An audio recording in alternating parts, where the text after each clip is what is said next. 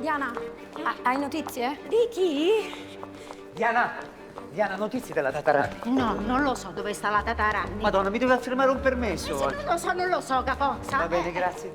Diana, Oh, scusa. volevo sapere di Inna. E che tra poco vado in pensione, la volevo salutare. Ancora in ferie sta? Ancora in ferie sta. Beata lei. Diana. La dottoressa? Aspetta giù nel parcheggio. La dottoressa Antonio. Hanno trovato il corpo di un uomo nella sua abitazione. Era un medico che lavorava all'ospedale La Cava. Egidio Calvi, questo è l'indirizzo. Del Tatarani invece non so niente, Va bene. Se la sentite, le potete dire che la sto cercando. E se vuoi puoi parlarne con me?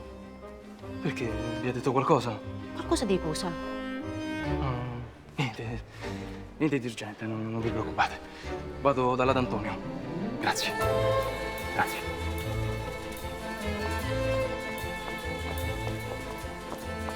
De Santis. Buongiorno. Buongiorno, posso offrirle un caffè? Già presi 2, grazie.